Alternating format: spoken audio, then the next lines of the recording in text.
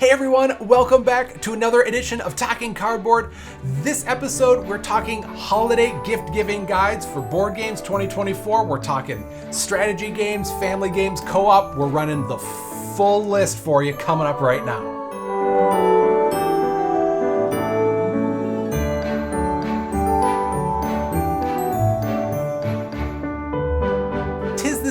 For some gift giving and board game playing with friends, family, or just random people. So we here at Talking Cardboard in this episode are going to be going through some of the best games to be buying and bringing to the table.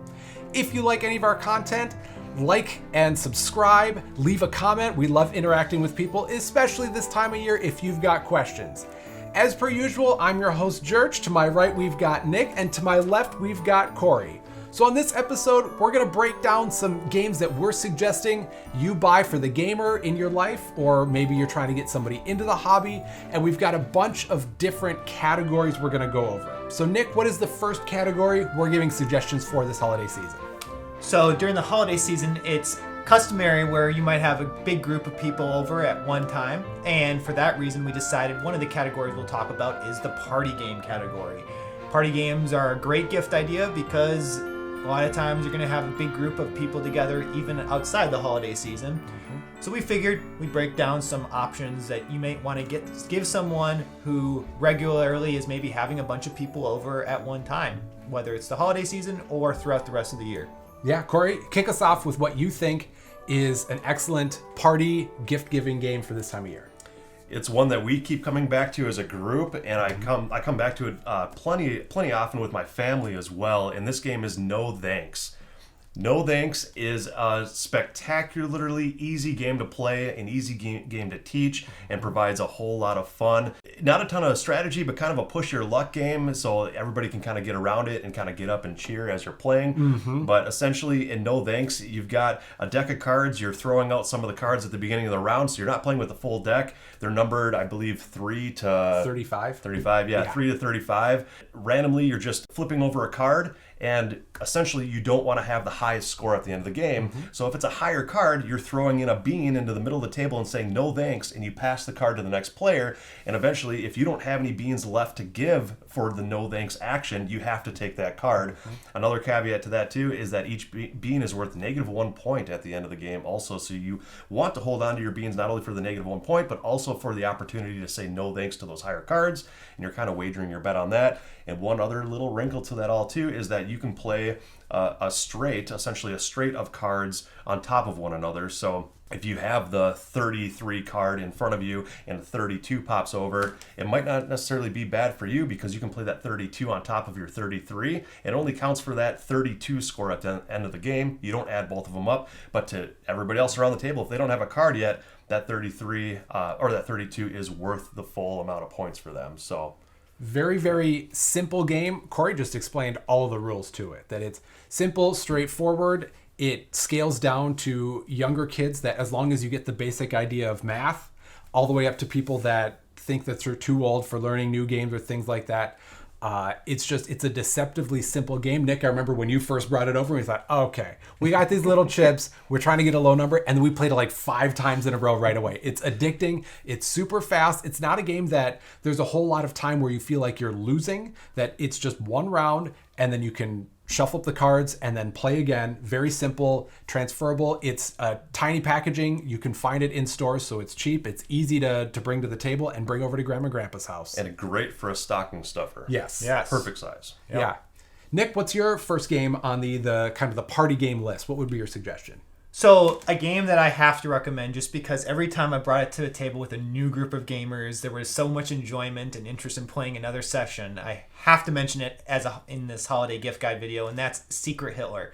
So some of you may already be familiar with the idea of a social deduction game. That as a concept has existed for a while, but Secret Hitler basically utilizes that concept and provides a little more thematic aspect to it, because in this game, as the title suggests, one player is secretly Hitler, and then other players in the game are what are called the liberals. The liberals are trying to kill Hitler, not surprisingly. That's the objective of the liberals, trying to figure out who among them is Hitler. Now, meanwhile, Hitler also has a few fascists that are supporting him and trying to basically blow some smoke and through debating amongst the group of players, trying to put the idea that maybe one of the liberals is actually Hitler and not Hitler himself.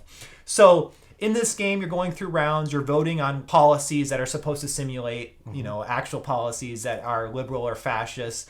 And liberals are trying to pass liberal policies, the fascists and Hitler are trying to pass fascist policies. But again, the liberals don't actually know who Hitler is. There will be name calling in this game. And at the end of the day, people are going to be very surprised at how manipulative their friends and family might be. And that's what makes this game so exciting and why every group I've ever played it with want to play the game immediately over again, because they're just so enamored by the fact that people they were convinced were liberal or fascist were actually the opposite party. Mm-hmm. And that's what makes this game such a fun experience, because every time I've played it myself, I'm always perplexed. Like, how could I be so convinced this person was that party and vice versa, and I was wrong? Mm-hmm. So anyway, this game also relatively simple. There's not a lot of rule complexity. Easy to set up and play, and also easy to do multiple rounds of this game in a couple hours time. So my holiday gift guide suggestion for party game is Secret Hitler. 'Tis the season for social deduction and lying through your teeth. That's right. I know we all love different hidden identity, hidden role games, and there's just a laundry list of games that we could mention. But I think Secret Hitler is like the quintessential one, especially to be getting new people in, that it's got enough of the structure, the different roles, and then the kind of the role playing and the deduction from that is really fun to bring to the table. There's, plenty of positive experiences with that game, as long as you all are in understanding that any lying or deception is kept within this game and you all are still friends and family after. That can get a little testy, but yes, love bringing out those types of games during the holiday season, especially with non-gamers as well. I think that's kind of a general theme with the party game style is it's meant to cast a wide kind of net with a lot of these. And mine falls into the same category. Mine is You Gotta Be Kitten Me. So this is by Stoneblade Entertainment. It was recently this summer released into Targets, and I've taught this game probably 50 different times to groups of people.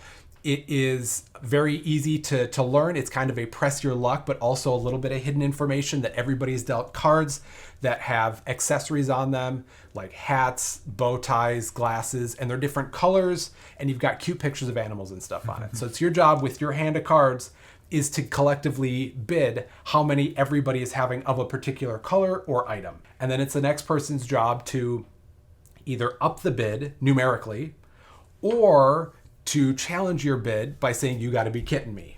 So it's like Liar's Dice. There's a lot of kind of press your luck, kind of hidden information games that are out there. I think You Gotta Be Kidding Me is really easy and fast to learn. It's quick to replay. It scales up to at least 10 people. And it's fun, fast-paced, it's cute, and there's equal parts math and deception in it. So I think it starts to get people that want a little bit more of kind of the math strategy side, such as people that are enjoying like No Thanks or more heavy math games. But then also kind of the social deduction. You don't have hidden roles, but the information that you have, you can kind of deceive people a little bit. There's only so much ganging up, but you can influence what people are doing. Like I could be saying, hey, Corey, you really need to challenge Nick on this one because I can't. That type of thing. So it's cute. You can find it everywhere because it's in Targets. It's like $12-13, and also a good stocking stuffer.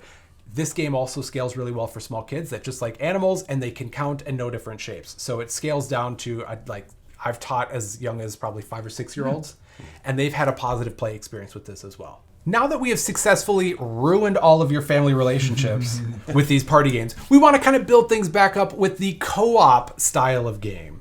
So Nick, what kind of co-op or community or working together type of board game would you be suggesting people go out and buy this season? Yeah, so in general, I think co-op games are a great type of game to have as a family because you are working together in any co-op game. Mm-hmm. That's why they're called cooperative games. So with that said, there's tons of games out there that fit in this category, so it's a difficult choice to make, but the game that immediately came to my mind was called The Crew.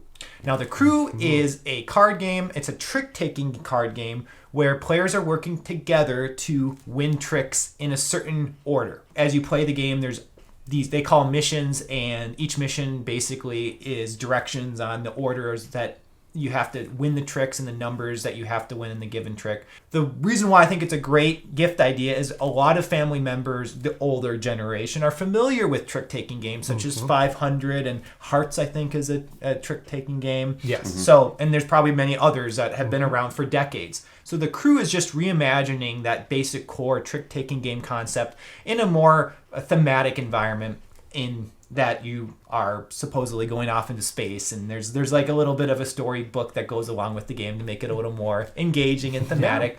But at its core, it's a very basic trick-taking game. There's 4 suits, and like I said, you're working together, which is definitely not like traditional trick-taking games. Yes. It's a great family experience because everyone's on the same team, and from a rules perspective, it's relatively light. If you're familiar with the trick-taking game, you pretty much already know 90% of the rules. And even if you're not familiar with the trick-taking game, which maybe younger kids would not be, it is a very relatively simple explanation to teach that. It's just, like I said, what makes this game unique from other trick-takings is the fact that you want certain players to win certain tricks that contain certain numbers. Definitely check out the crew. It's also relatively inexpensive since it's a smaller box game. Very portable too. So from a family game perspective, if you're traveling, this is an easy game to put in your backpack and bring with you wherever you're going. So definitely check out the crew, or the newer version of the crew, which has like a Mission Deep Sea. Mission Deep Sea.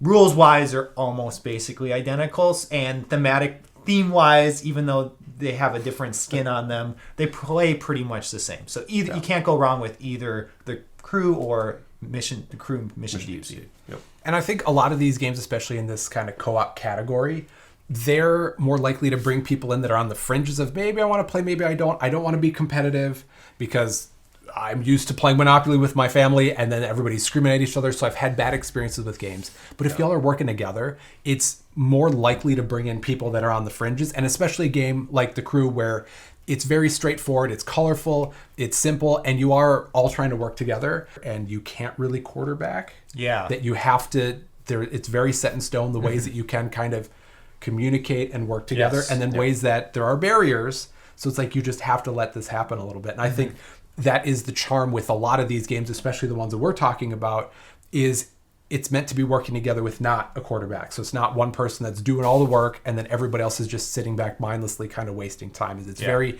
engaging by all parties. And I think The Crew is an excellent example for that. Yeah, definitely. So Corey, what's your kind of co-op game that you think people should be buying or bringing to the table this holiday season? Yeah, kind of what you said too. It's a perfect segue into this, like bringing more of a medium weight Euro worker placement strategy game to the table in more of a holiday setting.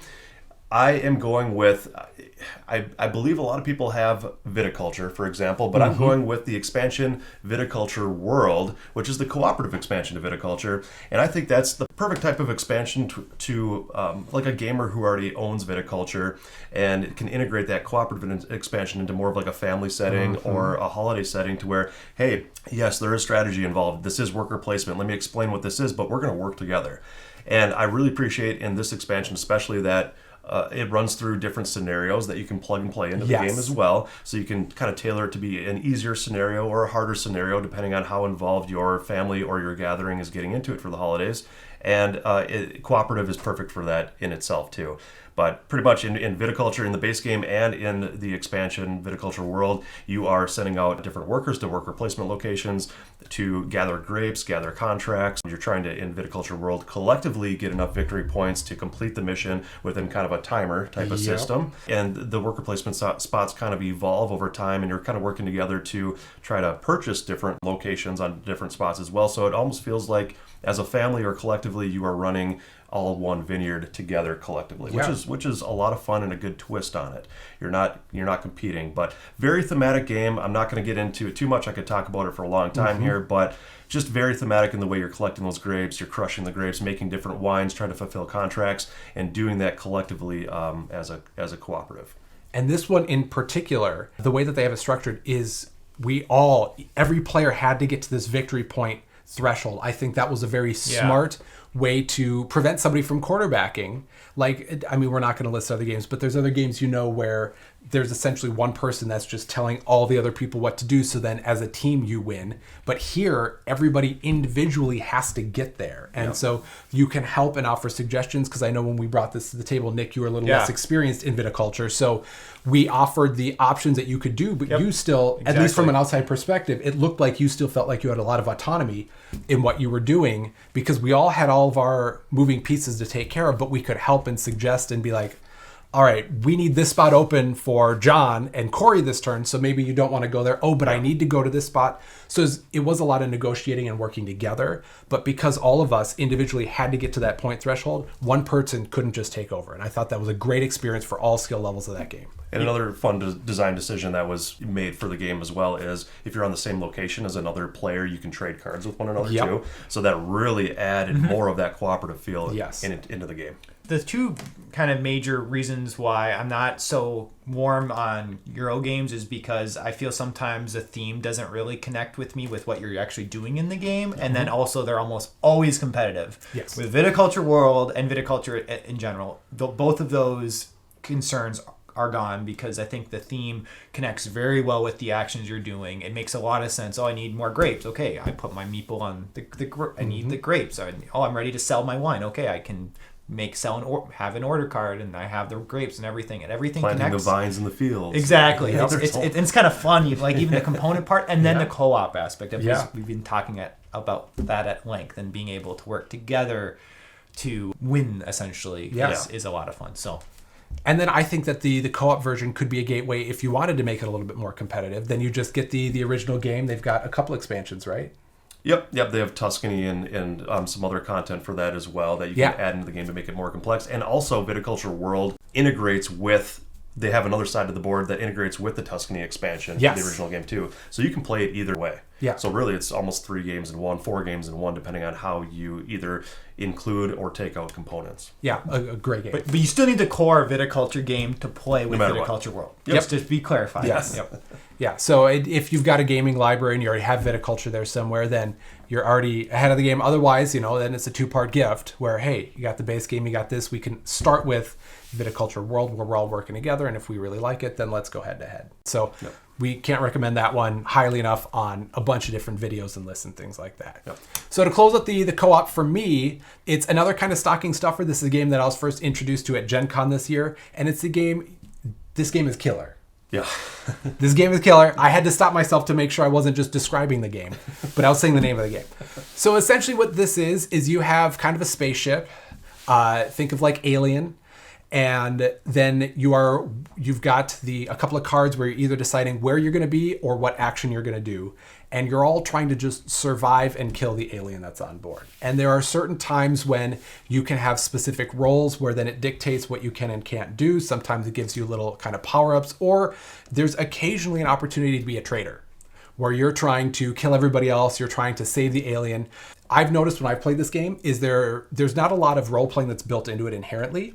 But I find that people start to use that as an opportunity to have characters or to say, hey, we got to save this person, or I feel really bad about doing this to you, but I got to airlock you in here because I'm pretty sure the alien's in there and this will win us the game.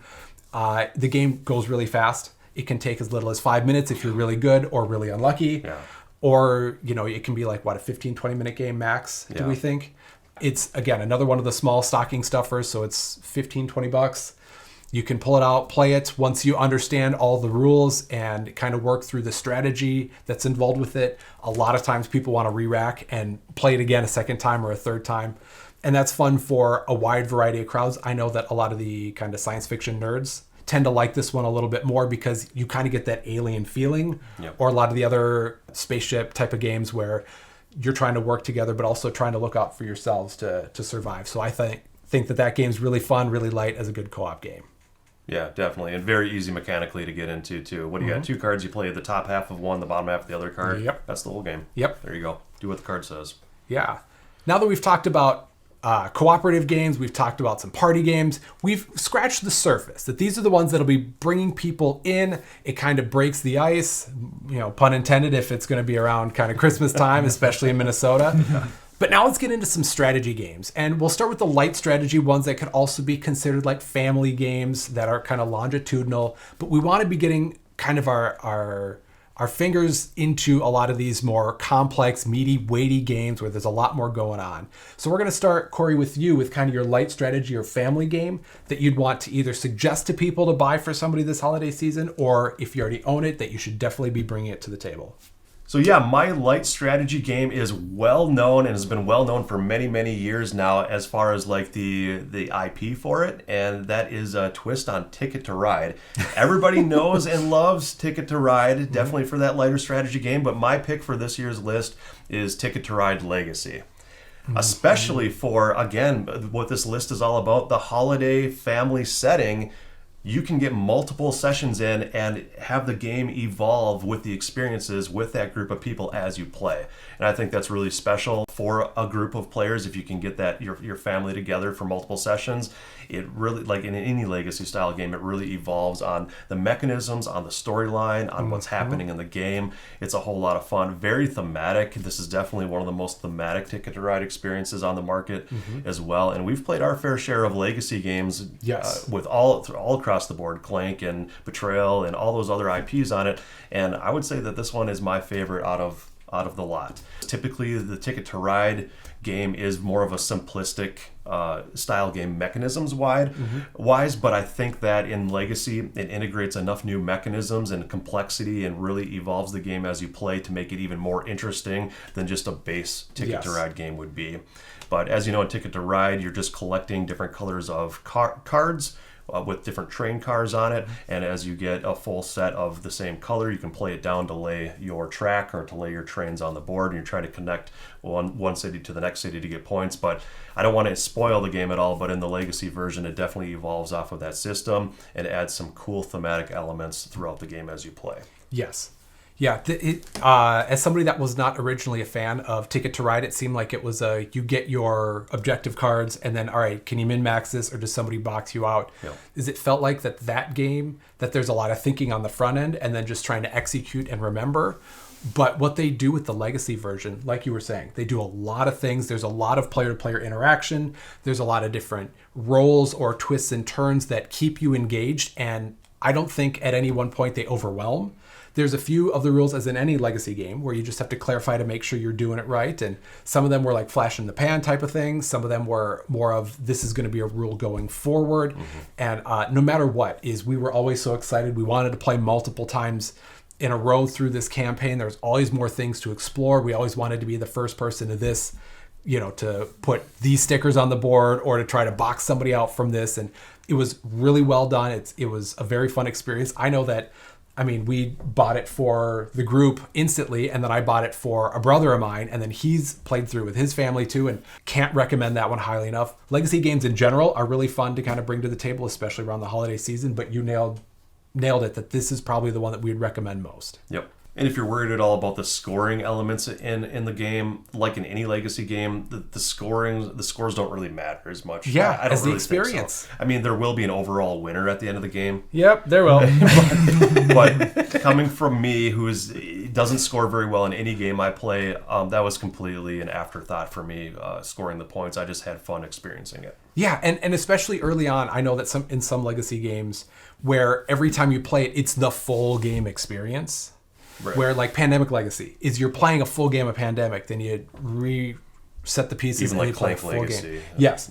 Yeah. But in this one, a lot like Westward Expansion, is the only developed parts were the east coast of the country. So you're working with a smaller version of the game and it goes a lot faster, but then you re-rack and then you play again and there's a little bit more that's added, a little bit more that's added, and you want to keep playing to be uncovering what this map looks like. And and the story elements go into it really well, even if you have a bad round. And there was one where, not to spoil what was going on, but I got boxed out real quick and it was a really rough round for me, but it was so fun because that was part of the story and it felt so thematic to what the railway system expansion was like, kind of some of the motivations for people. And even though I tanked for one round, I felt like this was still a fun experience. Yeah. And that, granted, I did want to say, all right, we got to play another session. I got to get that out of my system. But that's good when you've got people coming together for the holidays playing games, is you want them to be having a positive experience or excited to try to make the next experience positive. Yep. Nick, what's your light strategy, maybe family style game that you'd suggest for people? So a game that I've brought to the table many times to groups that are relatively newer to games in general is Betrayal of the House on the Hill. Now, this is a game that's been around for a while, and they're finally actually on the 3rd edition. And there's been complaints of previous editions that have been fixed and updated in this most recent edition. But essentially, in Betrayal of the House on the Hill, it's a very, very light RPG type experience where each player, it plays from 3 to 6 players. Each player is a character and that has 4 different traits or 5 different traits: strength, might, speed, and then a couple mental traits that make them each unique because each starts at different values for each of those traits. And you're exploring this mansion, and that's done by, on your turn, you move to a new room and you're flipping a tile. And in that room that you just entered, you're probably going to be drawing a card of some sort that could be an event that's either good or bad. You might find an item that might help you. And all the players are doing this together, slowly exploring this mansion until a haunt starts, once certain criteria are met. And then one of the players, typically it's one, becomes the quote unquote bad guy. And that could be so many different things, which part of what makes this game unique and fun is there's like 30-40 different haunts that come with the game. So one game is definitely not going to be the same as the next. It's got tons of replayability value for a variety of reasons. You might even have the same exact haunt, but because of how the board will be the house gets generated, and random, the items and the characters, there's just so much replayability. Even if you did do the same haunt again, that would probably create a completely different experience. So there's a lot of replayability value. The rules are relatively easy. It is a lighter game. I said it's a light RPG for a reason, because even though you have these different traits, they don't have a ton of mechanics associated with them. It's very simple to understand what the different traits do. Speed, for example, just is how many spaces you're moving. There's also a Scooby-Doo Haunted Mansion skin version, so that one would probably even be more accessible for a younger audience. And then there also is a Betrayal Legacy game we've talked about already, Ticket to Ride Legacy. There is that for Betrayal as well. And then there's also this Yuletide expansion that was put out last year that introduces some different components related to the Christmas time. So a lot of different options too with the Betrayal system. But in short, Betrayal of the House on the Hill is my holiday gift guide suggestion for a lighter strategy game, because every time I get it to the table, everyone seems to really have a great time, and it doesn't require it doesn't have a ton of complexity either.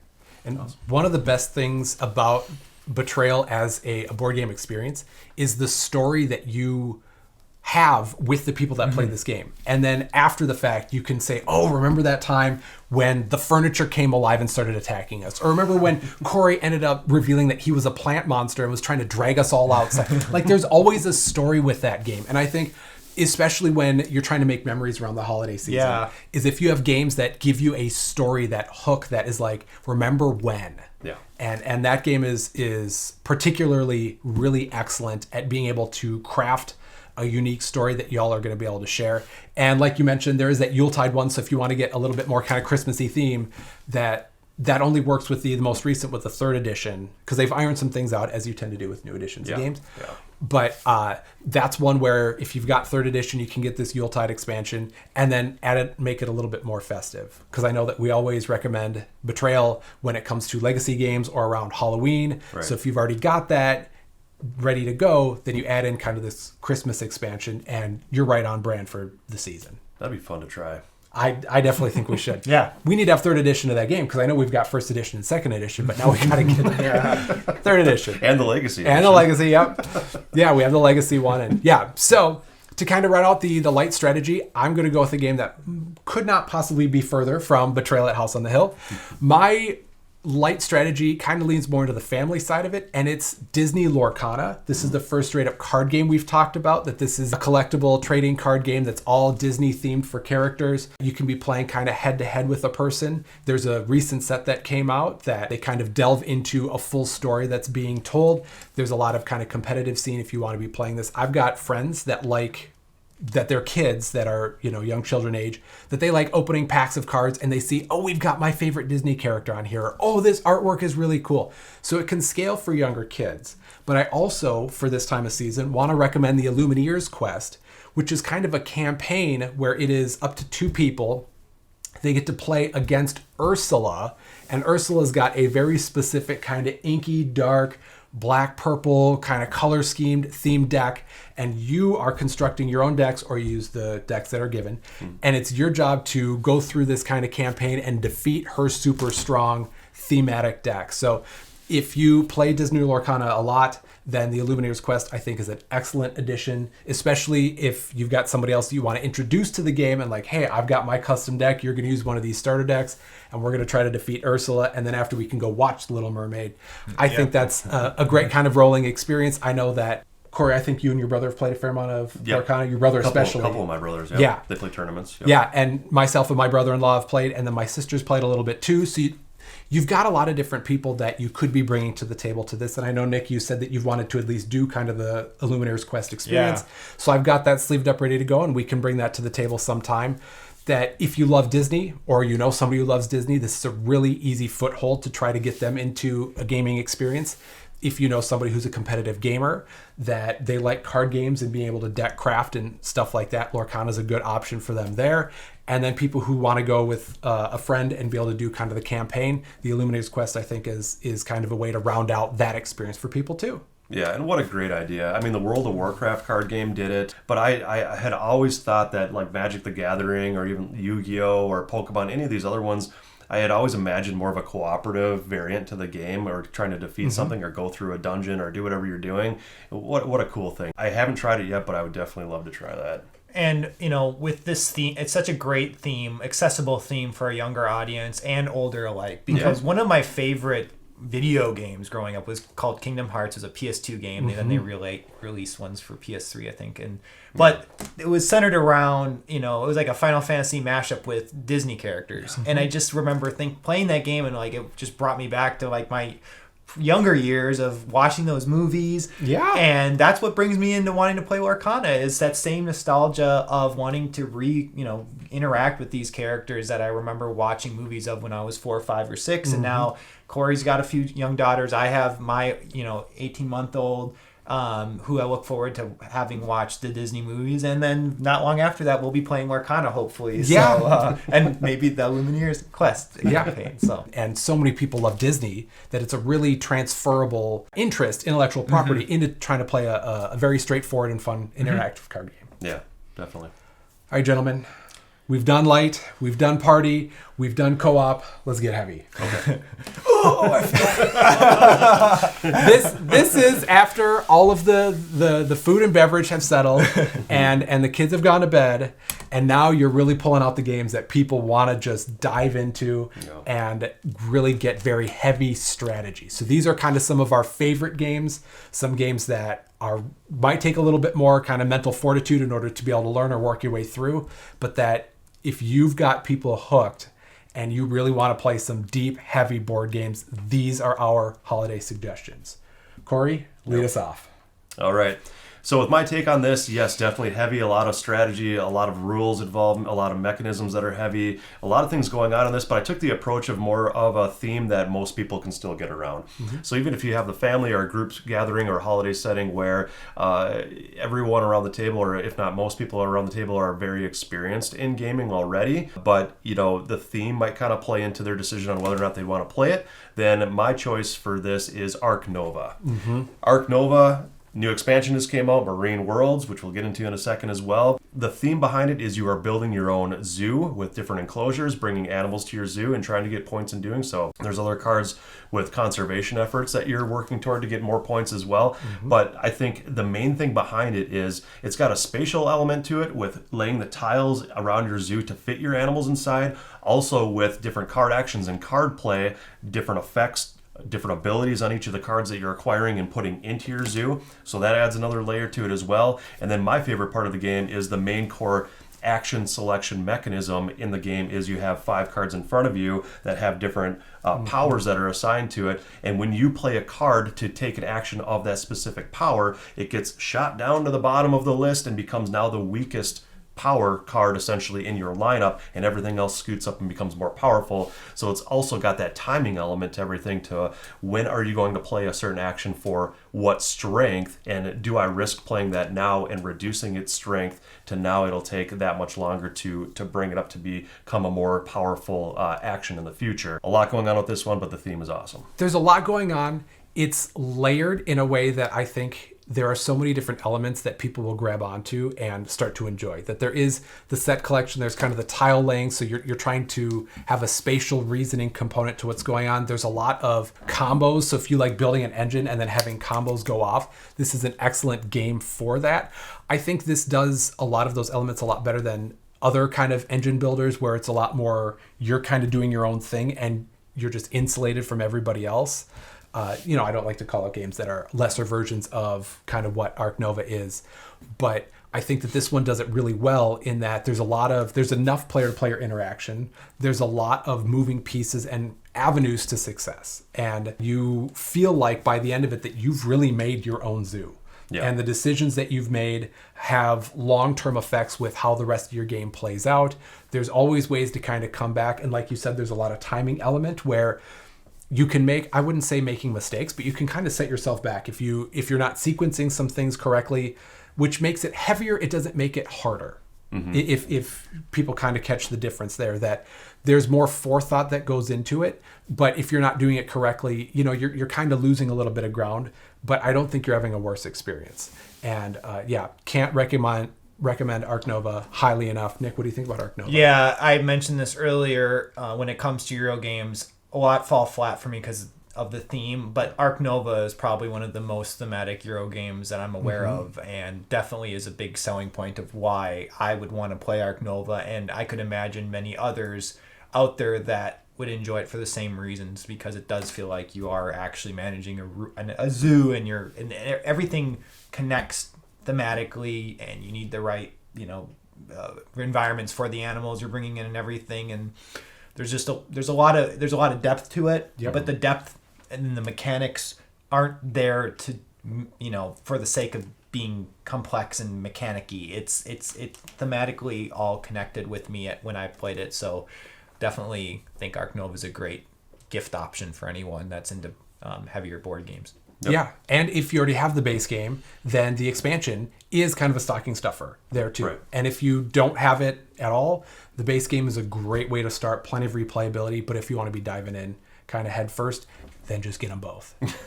Yeah. Right. Nick, what do you think for talking heavy strategy games for people this holiday season? So the game that came to mind since I was recently playing it myself with a friend is Mage Knight. So Mage Knight's been around now 15 years, about, give or take. However, they recently came out with what they called the Ultimate Edition a couple years ago, which includes all the expansions that had been released since Mage Knight initially came out. And also have a new expansion on the horizon. It's called Dragon, something Dragon expansion, but it adds more content. So it's a game that continues to be supported after all these years, and it is continuing to be supported because of how well received it's been. Mage Knight is heavy. It's very brain burny. It can be played from 1 to 5 players. I think often it is being played solitaire because there's so much analysis paralysis involved in the game, but not annoying, boring, no fun analysis paralysis, fun, engaging analysis paralysis. Because in Mage Knight, you are a Mage Knight. You're playing as a Mage Knight that's essentially exploring this world, this fantasy world. It's a fantasy-themed game. And there's different scenarios that the game comes with. So first of all, lots of replayability because of the different scenarios you can play through, especially with all the expansions. But it's a deck crafting game where you start with a basic deck of cards that allow you to do simple things like move, attack, defend, and recruit. Over the course of the game, you're acquiring new cards that allow you to do those things better, but also you're trying to essentially it's kind of like an engine builder, because on your turn you normally only have 5 cards in your hand, so you can only do so much, but the point of the game is to try to maximize your turn as much as you can, move as much as you can, attack as much as you can, defend as much as you can to complete those scenarios, like objectives.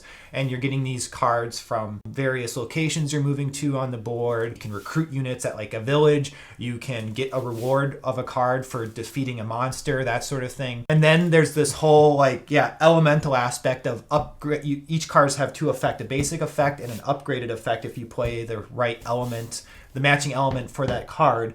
And that's a big part of the game too, is this element management that you're trying to make sure you have these elements that you get every, or mana I think is actually what it's called in the game.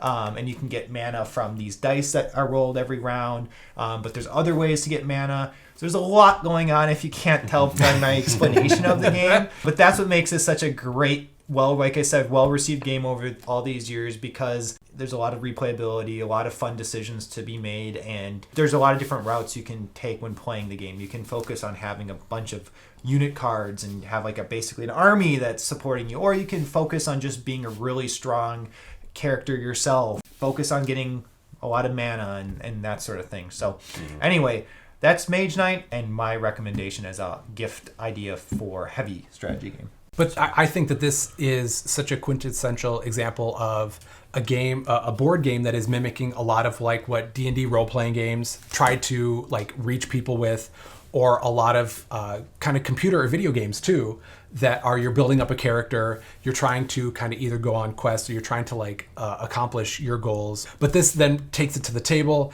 and we all love deck builder games, and we love that element of it, and especially a game like this where you can really go on your kind of way. You can make this almost a sandboxy, it is type sandboxy of experience. Yeah. And one important aspect that I think also drives people to enjoying this game, some may not like this aspect, but I think many do, is the fact there is no dice. So unlike a lot of RPG, that's what makes it maybe not RPG-y, is that there's no D20 rolls. But that means it's extremely deterministic, and you're not going to get screwed over by a bad die roll. You know, when you're fighting a monster, you know ahead of time exactly if you can or can't defeat that creature, and you know what the penalties will be, and everything is pretty much transparent information other than like the next tile you're about to flip over of the map. And then I'll bring us home with kind of the heavier style, and it's my obligatory Dune Imperium mention.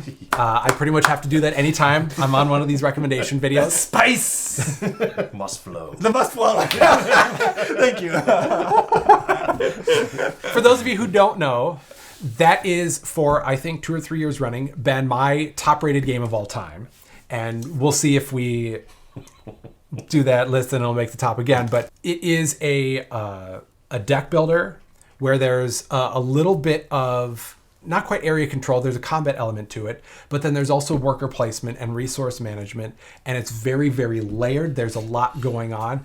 I don't typically suggest this to new gamers, but if you've got people that have enjoyed worker placement before, they have enjoyed deck builders before, there's a little bit of politicking going on, and it is just such a fun, deep experience for people. I love this game, and I have no connection to the Dune intellectual property. I couldn't get through the books. I've seen one of the movies, but like I didn't want to play this game because of that connection. It's just such a well done game. There are 2 expansions out right now, and then they kind of like, it wasn't a remaster, but it was like a second edition, Dune Imperium Uprising. Like a standalone. Yeah, where they fix a couple of things that they weren't broken, but they were kind of inefficiencies where people could kind of take advantage of. And then because this game is on the Board Game World Series, where it's so played all across the world, high competitive levels, and the Dune Imperium Uprising started to massage out some of the tried and true strategies that a lot of people took, like inefficiencies with the game. So if you have the base game, either the expansions work just fine. If you have Uprising, it's kind of the new base game, either the expansions work just fine. And then they've got a new expansion that's coming out in 2025. So if you kind of want to lay the foundation for maybe a future gift to somebody, is you're playing Dune Imperium, you're maybe throwing in 1 or 2 of the expansions, and then you're saying, hey, just wait. I don't know if it's been released when in 2025, that this might be the new, is it Bloodlines? Bloodlines, Yep. And as with all the expansions previously, they always find ways of things to integrate in the game that you thought the game was great before, but then these expansions a lot of times add things that now you can't live without. And sometimes it's a give or a take. And that's the great thing about expansions is you can add what you want or don't want. If you think the game's getting too bogged down, you don't have to. But especially this time of year, if you're looking to get a gift for somebody, then Dune Imperium is excellent for that. And also then it's a gift that keeps on giving because they are coming out with expansions about once a year too. Yeah. And if you love the base game, I highly recommend Rise of Ix, the Yes. very first expansion for it at least. Immortality definitely changed some things around, but my preferred way to play is with Rise of Ix. Yeah. So that is us three running the gamut from light games, co-op, party, family, heavy for the deep dives. These are all just a couple of suggestions. I'm sure that there are plenty more. So if there's one that we've missed, please leave a comment. Let us know, especially like new and hot games that are coming out this year. There's a whole bunch that we picked up at Gen Con that we've started to bring to the table that we didn't have time to fit in this video. But there are so many board games, card games, ways to get people connecting and to the table more than just kind of eating food or sitting around waiting for the snow to melt, that we really want to be bringing people together with games. And these are just some of the ones that we think are excellent ways to be bonding, connecting, and then sharing the holiday cheer. So from all of us at Talking Cardboard, enjoy these games and have a happy holiday season.